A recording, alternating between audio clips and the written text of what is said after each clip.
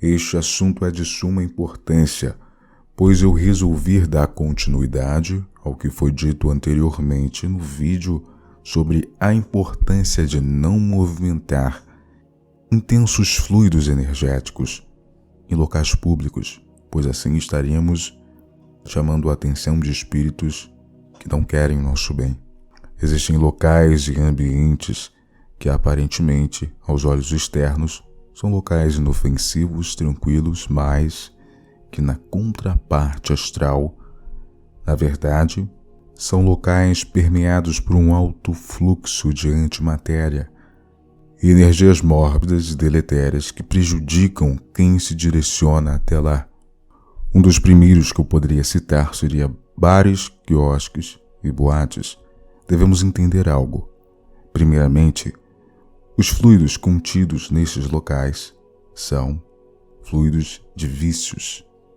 Os seres desencarnados se direcionam a esses locais para que possam sentir novamente a sensação que tinham no período em que estavam vivos. A verdade é que as sensações materiais provocadas pela interação química que a substância provoca em nosso corpo, em nosso organismo, não é mais a mesma quando os indivíduos estão desencarnados e pelo condicionamento, pelo hábito, pelo padrão que a maioria das pessoas que se encontram nestes vícios possuem, eles não aceitam viver sem a substância. Logo, aquela programação, aquele ritmo, aquela convicção, aquele sistema arraigado em suas mentes predomina e eles se direcionam a determinados locais para continuarem buscando a sensação, buscando sentir aquilo que infelizmente é prejudicial para os seus corpos, tanto astrais e também mentais. Em Atlântida, na Grande Ilha, o período das trevas onde os magos negros predominaram devido às suas convicções e objetivos do ego, eles desenvolveram substâncias semelhantes ao álcool para induzi-los a um estado alterado de consciência. Mas essa substância que mais nutria somente o instinto lhes era altamente prejudicial aos seus corpos sutis na época. Logo, eles teriam que buscar meios para manter e conservar este corpo mais fluidificado, pois ele sofria grandes alterações após consumos excessivos destas substâncias que hoje em dia são normais, mas que podemos ver que ao longo prazo exercem efeitos nefastos no corpo daqueles que permanecem com estes hábitos. Quando o indivíduo se direciona a estes locais, sejam quais for, independente se aparentemente ele é um local agradável, ali possui uma turma de espíritos, seres que sugam o ectoplasma permeado por essa substância, em verdade a sensação, para que eles possam suprir essa ânsia e necessidade ainda contida em suas mentes devido à má conduta apresentada durante a encarnação. Podemos deduzir até mesmo nas igrejas que a maioria dos espíritos se manifestam às pessoas apresentando vícios de determinados tipos. São espíritos que desejam conservar esta sensação, manter esta sensação dentro de si. E isso os prejudica, pois chumba os seus corpos astrais aqui na Terra, pois são presos às sensações. Um outro local que posso citar é motéis. Nesses lugares, verdadeiramente se concentram laboratórios de cientistas das trevas, seres obsessores que estão ansiando pelo fluido contido na representação da caixa, o sêmen e também a sensação do instinto que é produzido no ato, no desenvolvimento, ao decorrer da relação. Esta energia, para aqueles que conhecem, sabem que é muito alta.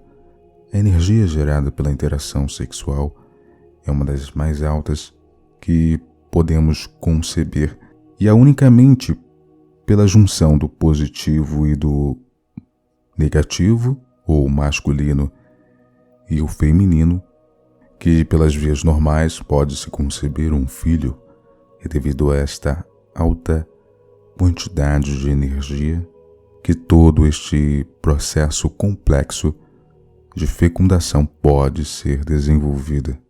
As pessoas que se dirigem até esses locais e são desprovidos da luz divina são atacados sem perceberem por espíritos das trevas que roubam suas energias e também participam do ato quando este se encontra na beira da animalidade. A moeda de troca ou escambo, o meio de transação que esses seres utilizam, é através dessas energias roubadas de encarnados, já que, novamente, como foi dito, eles não possuem a capacidade de sentirem os impulsos e o eletromagnetismo gerado pela condição química provocada pelo corpo físico, pela interação fisiológica. Sabemos que o corpo físico, todo o sistema fisiológico, é processado com interações fisioquímicas que ocorrem nas células, tecidos, órgãos e sistemas dos seres vivos. Essa interação química interfere também no estado emocional do ser, bem como na capacidade de sentir. Está inerente às 5 sensações que bem conhecemos como tato, paladar, olfato, audição e visão. Bem mais do que podemos conceber, a interação desse microcosmos, desse universo contido em cada corpo humano, é movido por uma série de fatores, bem como os corpos que possuímos, que dá origem ao ser anímico, o que movimenta o nosso corpo, como o corpo astral e o corpo mental, bem como a interação de crenças, dogmas, paradigmas, convicções, sistemas de crença, caminhada de alma. Tudo isso possui uma interação total com as nossas células, provocando alterações positivas ou negativas, dependendo daquilo que cultivamos em nosso ser. Aqueles que já alcançaram um grau de sensibilidade podem confirmar que só ao pensar na luz a frequência aumenta e há uma interação dos átomos do corpo e passam a vibrar em um biorritmo mais elevado. Semelhante a isso, podemos perceber quando decretamos "eu sou". Podemos notar a elevação da frequência e a elevação da interação dos átomos, das células, das moléculas, que passam a vibrar em uma condição mais elevada. E cada vez mais que trabalhamos nesse aumento da frequência e sutilização dos nossos corpos, estamos evoluindo e também nos tornando mais puros, mais diáfanos, mais cristalinos, assim que ocorre a evolução. Um outro fato importantíssimo que eu poderia citar aqui é o que comemos em determinados lugares. Também tem um impacto e uma importância tremenda, pois os nossos corpos assimilam nutriente e convertem em energia. Nós não comemos só o alimento, querendo ou não, consumimos a energia de quem preparou o alimento, de quem fabricou o alimento e principalmente do local onde está contido o estabelecimento que está preparando o alimento.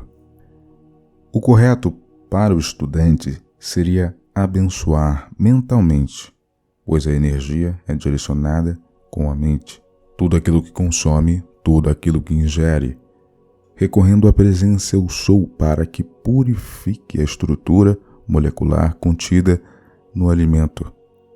Simplesmente uma oração, simplesmente uma forte intenção direcionada e bem concentrada pode evitar danos futuros. A maior parte da energia que entra na composição do teu corpo físico provém da assimilação dos elementos que ingeres. Este processo, porém, está a ser gradualmente abandonado, porque a energia está a deixar de ser assimilada pelo consumo externo para ser progressivamente projetada. Ou seja, os níveis do espírito do teu ser já começaram a projetar unidades de energia conscientes para dentro do teu campo físico. De forma resumida, cada vez mais o corpo deixará de assimilar as energias materiais do externo e passará a se alimentar de energia pura, em vez dos nutrientes físicos contidos no invólucro celular. Uma das consequências desta alteração é que a frequência das células e do corpo em geral estão se elevando. Em um futuro não tão distante, os seres humanos pararão de consumir alimentos tanto quanto os vegetais e mais remotamente os animais para consumirem somente a luz vivificante e fortalecedora, que de forma instantânea será apta a remodelar e totalmente reestruturar todo o padrão celular fisiológico do corpo.